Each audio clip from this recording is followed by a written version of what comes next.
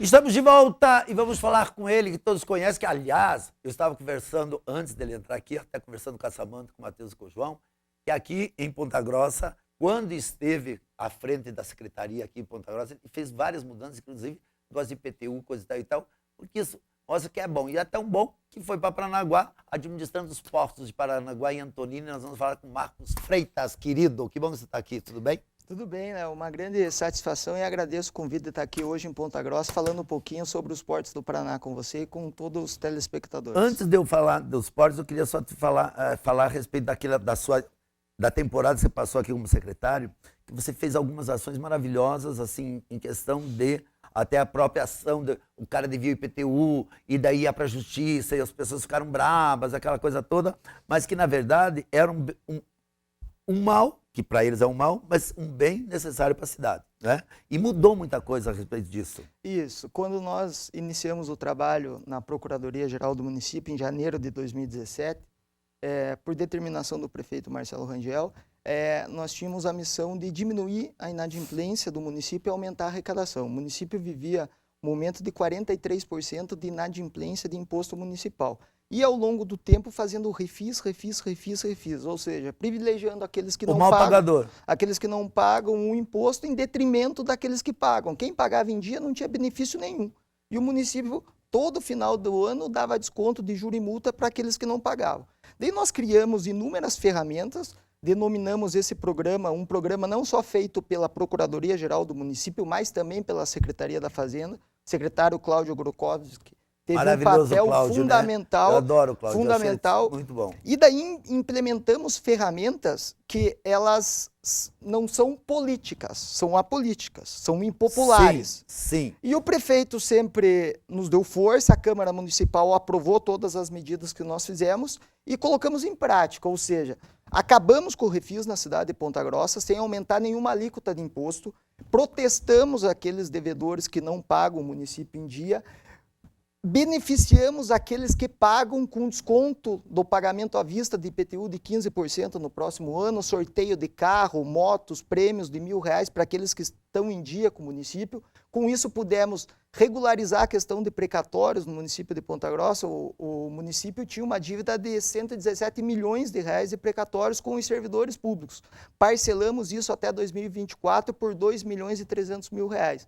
Ou seja, o município passou a ter certidão negativa para que o prefeito Marcelo Rangel e toda a sua equipe pudesse fazer todas as obras de asfalto que estão fazendo na cidade de Ponta Grossa. Sem as certidões, esses investimentos, esses financiamentos não viriam para a cidade de Ponta Grossa. Mas aí você fez uma coisa que você falou, uma ação impopular. Quer dizer, o político não gosta de fazer isso. Não gosta. O político gosta de fazer tudo que as pessoas todas gostem do cara, que o cara é bacana, mas tomar uma atitude dessas em relação ao que, lógico, a figura de quem que pega é a figura do prefeito, né? Exatamente. Independente que foi você que fez, que a Câmara aprovou e tal, mas o impopular torna-se o prefeito. E o Marcelo não teve problema com isso na época. Não teve problema. Quer dizer, teve, mas depois com o benefício acabou esse problema. Não teve problema e eu te digo por que ele não teve problema.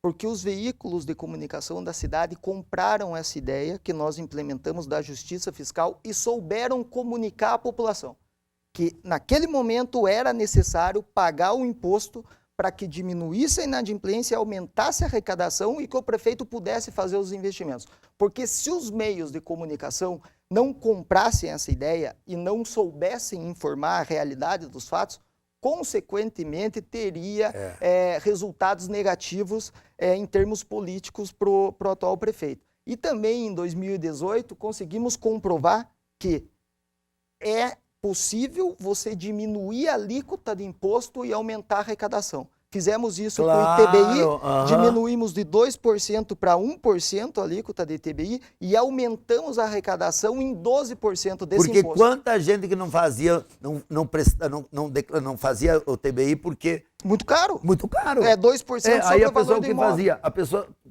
preferia sonegar ou deixar sem fazer em caso de venda, alguma coisa que fosse necessário, ela chegava. E assim, quanta gente deixou em dia, regularizou sua situação? Nós emitimos, em média, na prefeitura, 7 mil guias de TBI por ano, com esse programa Só é Dono Quem Registra, que durou 3 meses no final do ano passado, nós emitimos 12 mil guias de ITBI. Pronto, tá aí. Aumentando a A arrecadação. pessoa quer ser honesta, Quer pagar o seu imposto. Sim, ela quer pagar, mas ela quer pagar uma cota que ela possa. Claro. E aí, quando ela se vê nesse impasse, ela prefere ficar à margem, correndo risco, de não ter que. E até a pessoa às vezes não tem mesmo dinheiro para pagar. Porque a dona de casa, ela tem outras prioridades, que E é não a tem luz, essa que é a grana. água, que às vezes é o colégio, é o plano de saúde, é o carro. E o ITBI não é necessário. O município tem que ter a cautela e saber disso. Justamente. E às vezes, estudando, evidentemente, às vezes diminuir a alíquota do imposto para aumentar a arrecadação e proporcionar que o munícipe regularize sua situação financeira com a cidade. Vamos falar de Paranaguá, então. Muito calor lá, né? Muito calor. Janeiro, final de janeiro e fevereiro foi complicado. Porque, ó, eu tava conversando com o Marcos o seguinte, é muito bom para quem vai lá pra praia, pra curtir piscina, fica lá um mês, 15 dias, uma semana, é maravilhoso. Agora, quem tem que trabalhar, o cara que trabalha no banco, que trabalha no mercado, que trabalha na churrascaria, que trabalha no porto, que tem que, às vezes, de terno e gravata, às vezes de camisa social, sapato e tal, não é fácil. No começo eu confesso que eu senti bastante dificuldade, porque eu particularmente não gosto do calor e eu trabalho. E você foi bem na época de um calor forte, Eu fui no finalzinho de janeiro, janeiro e fevereiro a sensação térmica lá eu peguei 50 graus, então eu passei uma dificuldade, mas estou me acostumando. E como é que tá lá, Marcos? Assim, por exemplo, a gente estava conversando até antes o que o porto é uma fonte de renda, de impostos e de empregos, mas ele gera um desconforto para os moradores, porque quem vai lá para conhecer o porto, entrar no navio, dar uma olhada, é tudo bacana. Mas para quem mora ali, há uma coisa ruim, a sujeira, os engarrafamentos e tal. Como é que é essa coisa aí? Então, uma das coisas que eu identifiquei lá quando cheguei é que a população que mora em Paranaguá, ela reconhece o porto, mas não tem orgulho do porto. Porque na cabeça dela, durante todos esses anos que o porto desenvolveu suas atividades lá, o porto não devolveu nada para a cidade. Por mais que eu seja contra essa opinião, porque o porto, 70% da arrecadação de Paranaguá depende do porto de Paranaguá. Já está devolvendo, não se toca a população disso. não entende. A população... Nem aquele que trabalha no porto, que depende daquele emprego, não se toca disso. A população vê engarrafamento de caminhão, buraco na rodovia de acesso ao porto, grãos que às vezes caem do caminhão e sujam a rodovia. Então, são essas questões que o governador Ratinho, desde janeiro, nos passou como missão. Não olhar só para o mar, e sim olhar para a terra um pouco. Vamos devolver para essas cidades, Paranaguá e Antonina principalmente, o que o porto afetou negativamente com as atividades portuárias, vamos devolver um pouquinho para essas cidades, através da criação de um fundo de compensação do litoral paranaense. Então, nós fizemos um estudo, fizemos um parecer jurídico, o governador Ratinho protocolou, juntamente com o secretário Sandro Alex, no Ministério da Economia, com o Paulo Guedes, porque a área portuária é federal. Então, nós precisamos alterar a legislação federal.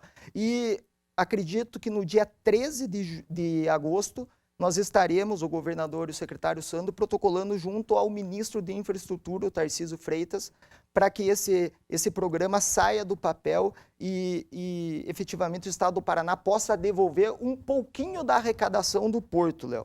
Porque é importante que as pessoas saibam o que representa os portos do Paraná para a economia do Brasil, não é para o Estado do Paraná. Só para você ter uma noção, eu estava fazendo um curso na semana passada no Rio de Janeiro, e o diretor-geral da ANTAC, que é a agência que regula os portos, ele passou alguns números interessantes que eu vou te contar agora. No país, foram movimentadas 1 bilhão e 100 milhões de toneladas nos portos do Brasil. Nos portos do Paraná foram 53 milhões de toneladas. Sabe quanto representa 53 milhões de toneladas em termos de economia, de arrecadação, no PIB da nação, no PIB do país? 10% do PIB do país, que é muito maior do que a arrecadação do Estado, passaram pelos portos do Paraná, Antonina e Paranaguá. É assustador o número. Assustador. O número é assustador. Assustador por bem. E nós temos 4 quilômetros de cais. de faixa portuária, enquanto o Santos tem 20 quilômetros. Então, nós só com 4 quilômetros, com 18 berços, conseguimos movimentar 10% do PIB do país. Então, é algo assustador. Sim, mas é uma coisa fantástica, assim, com essas diferenças de extensão, o quanto que movimenta os dois portos. Sim. Que Antonina ainda, acho que é menor. É menor. A Antonina tem um problema de calado. Nós temos um calado em Paranaguá de 12,5, Antonina 6,5, 7 metros.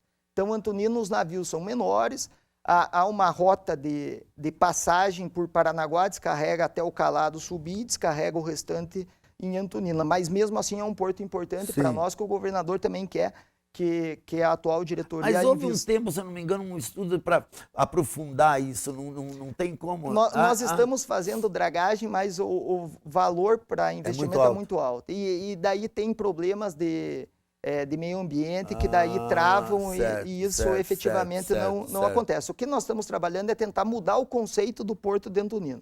Mudar o tipo de carga que saia de Antonina ou chegue em Antonina. Mas daí nessa questão dessa... Porque assim, precisa, logicamente, através dessa tentativa de mudar e que vai conseguir, tem que ser feita uma campanha com os moradores desses locais, aliás, com moradores do estado inteiro praticamente, né? Isso. De amar esses dois importantes pontos para a economia nacional e mesmo com todos esses impasses aí de sujeira e coisa e tal, que é a renda que gera o município todo, porque Paranaguá, como já foi a primeira, foi a primeira cidade do estado e tal, teve sua grande importância e tal, foi subindo para Curitiba, e Curitiba tornou seu polo, que é gerador. Então, Paranaguá não sobrou muita coisa para se fazer, além do porto. Claro que é um lugar maravilhoso, é tudo lindo lá e tal, mas existe essa atividade que é a mais importante de todas, como você falou, 70% praticamente. Isso. Mas há de ter essa compensação, como você disse, isso seria de que forma?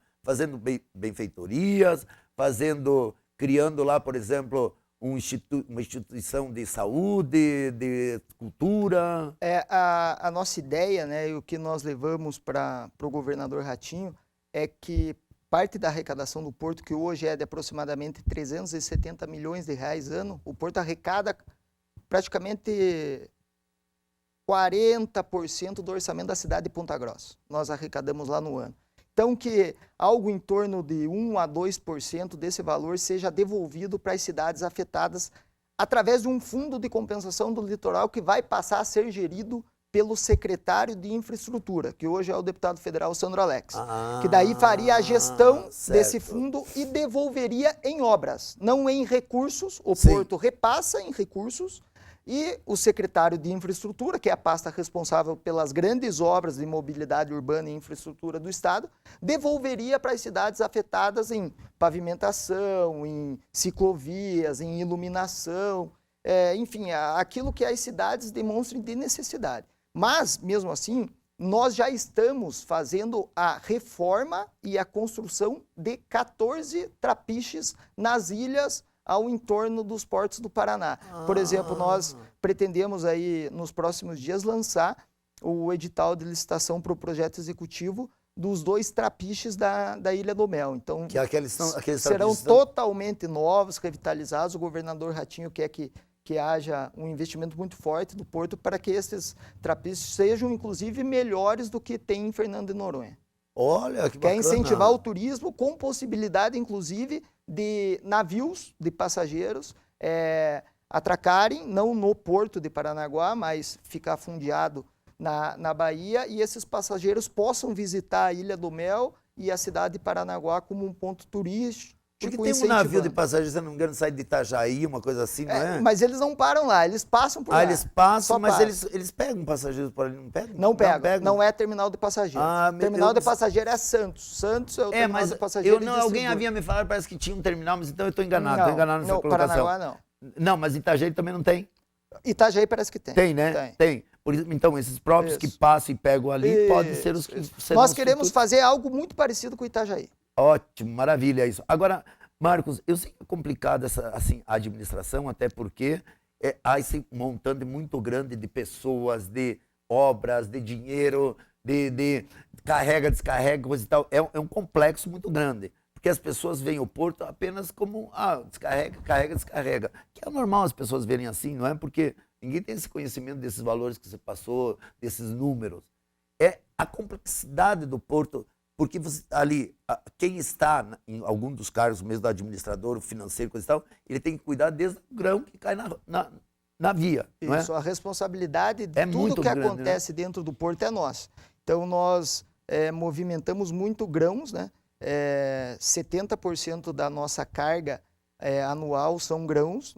Nós exportamos muito grãos e isso passa muito pelos portos do Paraná, mas também tem um carregamento que é muito, muito bonito de ver, o que são os carregamentos de carros. Então, os portos do Paraná, principalmente Paranaguá, ele é visto como o porto mais eficiente do Brasil, principalmente em cargas de veículos. Hoje o porto carrega 3.000 veículos num navio em 12 horas. Nossa! Então, essa operação isso é fantástico. logística e é o porto que causa menos acidentes e avarias em veículo, porque os veículos, entra uma pessoa dentro do carro, dirige, estaciona dentro do navio, sai para pegar outro carro. Então, imagine 3.000 carros em 12 horas girando dentro da faixa portuária para carregar o navio. Então, fantástico tudo isso. que acontece dentro dessa área é responsabilidade da atual administração. Então, nós temos que estar muito, muito ligados, nós temos poucos funcionários que trabalham hoje, nós temos 480 funcionários,